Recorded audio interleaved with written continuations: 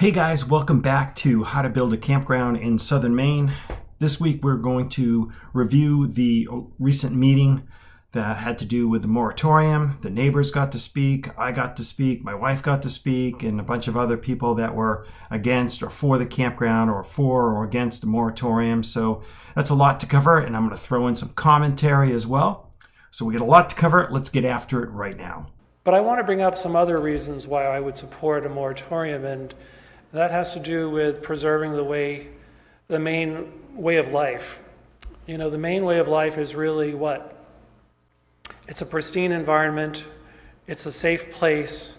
It's a place that isn't too crowded, where you can raise a family and, get to know your neighbors, but that you're not continuously inundated with tourists, for instance, right?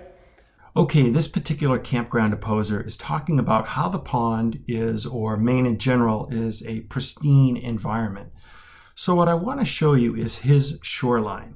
He and his family have had this cottage on the pond for a long time, and you can see that this is one of the properties that has done some of the most damage on the pond's shoreline and the pond's ecology. He also talks about how he doesn't want to see a lot of tourists down at the pond. Now, this opposer that is for the moratorium does not live on the pond. He only comes down for the day or maybe spends the night for a few months. I'm not really sure how frequently he comes, but I do know that most of the year he is not at his cottage. My question is he any different from any other tourist that doesn't actually live on the pond? I don't know. You guys can decide and maybe make a comment down below. Let's continue listening to what else he has to say. Well, what was camping when I was an Eagle Scout all those years ago versus what is glamping today? Ordinances have not begun to address that. I notice in the reading that Maura just did for us, it talks about the definition of a campground. A campground when I was a Scout was you take your tent and your sleeping bag, you find a little patch of land, you throw it down, you spend a night or two. You maybe have a campfire, you might go fishing or something, and then you go home and you leave the place at least as well as it was before you got there. That was camping to us. And, glamping today is what? It's a high-end business that is very profitable, presumably, for those involved. And instead of paying $5 for a little plot of land to throw your tent, you're going to pay $500 to be on a platform with, I don't know what they have, but somebody's paying it. All right. I'm not sure if that's a fair contrast between a $5 campsite that he would stay at versus what he called a $500 campsite that he wasn't sure what it included. Let's listen to campground expert Kathleen Walsh, who has been in the camping industry for over 30 years. She has built several campgrounds and continues to run several of them for other owners.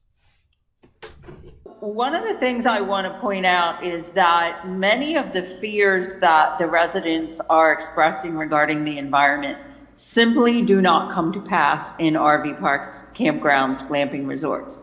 One of the reasons outdoor hospitality guests love outdoor hospitality is because they love the environment. They like vacationing in it and they like taking care of it. Quite frankly, if we would come to the pond or any location in the US and destroy the environment, we will have quickly destroyed the goose that's laying our golden egg.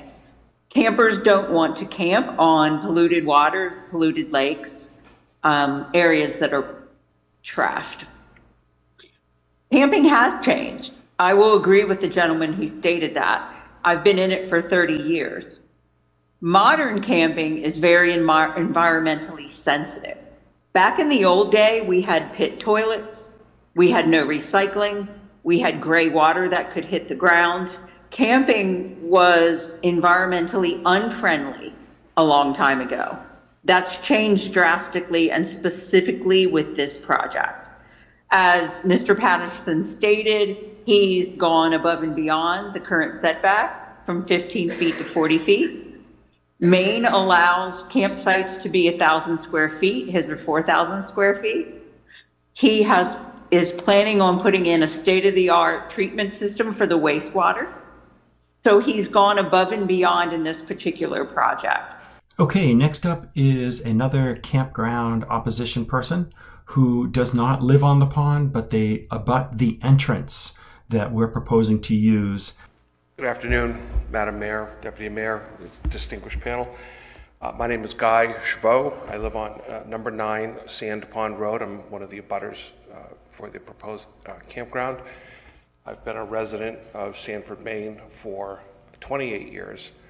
And we built that house there on that property. I just want to say here that my brother was actually the builder of his house and the neighbor's house, and purposely built the houses with the garages facing the proposed future road back then, so that it would help reduce the amount of road noise and sight of seeing people passing by on that road. And both of these property owners were made full aware that that piece or that section of land was set aside for a future road. My support of the moratorium is really not for me. It's not about not in my backyard because I can sell my house and move. That's not an issue.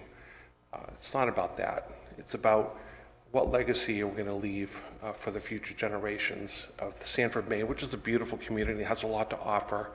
And quite frankly, I mean, not to disparage anybody who lives on Sand Pond, but I mean, who would want to camp there? I mean, it's just a little pond. I mean, there's better places to go.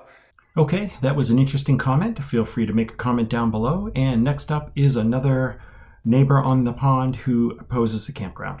One of the ordinances says that 15 feet is all you need as a buffer between the abutters, and that scares me a lot because I think we're going to find that a developer is going to take advantage of that, and at that 15-point spot, you're going to see a cabin or a park model or a campsite right there.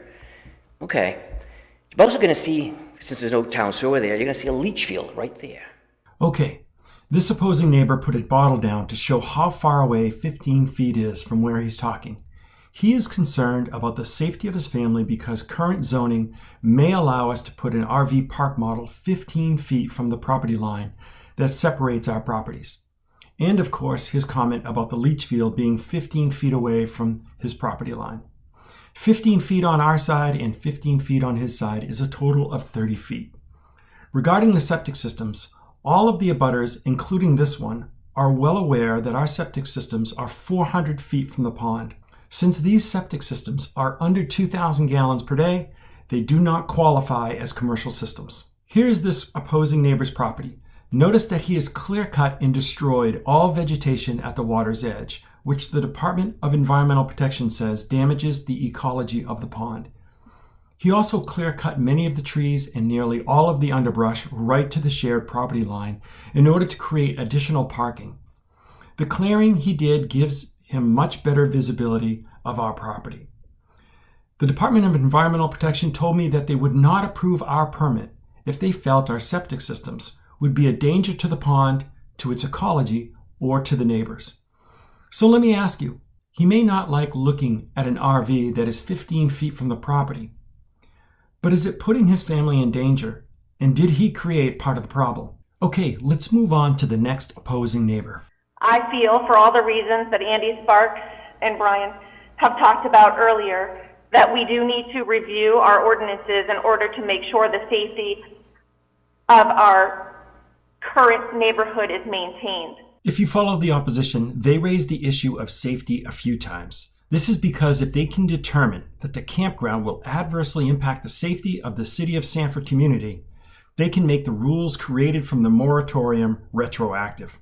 Without a good persuasive position that the campground will endanger the safety of its citizens, the lawyers are arguing that the new rules that come out of the moratorium shouldn't impact our campground because we have already submitted an application.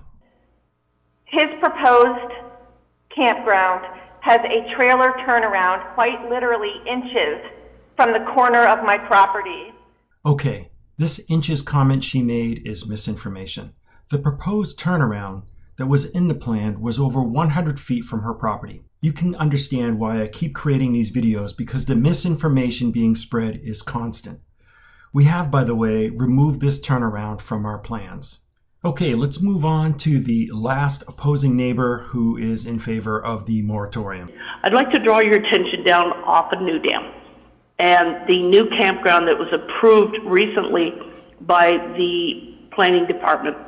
What impacts is that campground over there going to have that we didn't put the moratorium in over there on Estes Lake? Okay, I hate to beat a dead horse on this issue, but the protection of our lakes and streams and rivers is the responsibility of the DEP, and they would not issue us a permit if they felt that we were putting any of that in danger. I was finally given the opportunity to get up and speak, and this is what I had to say. Thank you, Madam Mayor and City Council members, for the opportunity to come speak with you again. And I also appreciate those of you who've been willing to speak with me to get some facts from my side, so I really appreciate that. It appears the biggest issue the council and our neighbors are concerned about, or many of them, is the campground polluting the pond and turning it into a nasty mess. There is some misinformation floating around, and I hope to address that tonight. Even though the code enforcement officer has advised the council to let the Department of Environmental Protection, or DEP, handle the issue of the pond, I know it's still a huge underlying concern. I've talked to the DEP, so I can't share with you what they said. But I will let you know what I've read online, and you're welcome to contact the experts, and I'm very confident you'll hear the same thing. The clear cutting at the pond's edge, the way the neighbors have done to create a beach or a better view of the pond, and their septic systems that are less than 100 feet from the water's edge and the variances that they've needed, is what is going to destroy the pond. Could you hold on one moment, please? I need to get legal opinion. Okay. During this pause, while the mayor checks to see if I can legally say this, I'll make sure that I splash to the screen the DEP page that points this out. Mike, Yeah. go ahead. Oh, okay. Thank you.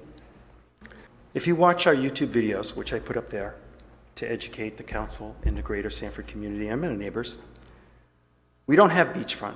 We have 560 feet for our camp. Our campers can't hang out there. There is going to be no clearing in our 560 feet frontage. It's going to stay heavily vegetated. We aren't going to destroy it the way the neighbors have. We just want the existing setbacks so that the RV sites can see the water through the trees. We have reached out to the neighbors on 3 occasions to discuss the project. We had 2 meetings. The third time I reached out to join their association to share information that they told me to talk to their lawyer. They have never reached out to us once to talk. We just want the existing setbacks so the RV sites can see the trees, see the water through the trees. The sites that we're putting in for the campground, they're not going to be packed in. These are some of the largest campsites in the state. The minimum size is 1,000 square feet. Ours are over 4,000. I think that Sanford can benefit from more businesses that will attract tourists, that will otherwise vacation in Wells, Kennebunk, or Ogunquit. Thank you. Another advocate for the campground is Michael Hannon, who is an attorney that does pro bono work where he can be the voice of the environment. He fights to keep our environment from being impacted and had this to say about our campground project. Quite frankly, of the many different uses, and I think I'm told that there are 2 or 3 pages of uses that Michael and Bonnie could make of their property there. The very best one, as far as the environment is concerned, and for me, if I were a neighbor, is to have a campground with the restrictions that are currently in place and the additional restrictions that Bonnie and Michael are willing to add that they're not required to add during a dialogue with neighbors. As I stated earlier, we have reached out to the neighbors 3 times. I think the following comments from my wife demonstrate how we are willing to work with the neighbors and the value that the campground would bring to the city of Sanford and the greater community. I'd like you to consider 3 points as you move forward. First, there are already several year-round campgrounds in the state of Maine. They have stay restrictions of 180 days. They do not allow guests to claim residency. They do not allow children to be enrolled in school. Secondly, regarding the pond ecology, Setback changes would likely impact the viability of the project. We ask that you consider privacy borders such as fencing and shrubbery. We've already got significant fencing around the majority of the property in a ranch rail perspective, but are willing to add shrubbery to give the neighbors more privacy. And thirdly, industry reports show that Maine's annual economic impact from campgrounds is $611 million. A typical family of 4 spends about $200 a day outside of the campground in our local community. So I did some rough math. Our proposed project, which would have 39 sites, would add to that number to the tune of $1.2 million annually for Sanford businesses. Those businesses include restaurants, shopping, movie theaters, bowling, golf courses. So as you move forward, I urge you to please consider these 3 points. I thank you for your time and your consideration. I want to bring back Kathleen Walsh, the industry expert for over 30 years in the camping and glamping industry. Let's see what she has to say, and then we'll wrap up. I've always known Maine as vacation land. That is your motto, at least that's what's on the license plate. And so tourists like coming to Maine and enjoying your natural resources there. So I want to put a lot of these fears to rest. Park model units are indeed RVs. They are not permanent structures. I have them in hurricane-prone areas. I have to have them out of the park in 15 minutes in an evacuation. So this is not affordable housing. This is not long-term residency. This is a campground and a glamping resort. And the environment is absolutely one of our biggest concerns, to always take care of it. All right, guys, while I try to start to wrap up this video, I want to point out pretty much 3 things. The first thing I want to point out is I create these videos to try to prevent the spread of misinformation. Not all my videos are about the neighbors and all that. I try to add value to the greater community, talk about what it's like to start a campground. But the spread of misinformation from the neighbors is a big problem for us. So that's one of the reasons I create these videos. The second reason that I want to point out about in this video is that it's the neighbors who are actually by far doing the most damage to the pond because of how they've treated their shorelines, and our septic systems are too close to the water's edge. And the third thing that I want to point out is that the neighbors are really trying to find a way that the campground will endanger the greater city of Sanford population, and I think that's a stretch. So, hey, if you're finding these videos informative, please give it a like, and if you want to learn more about what it's like to try and build a campground in southern Maine, watch this next video.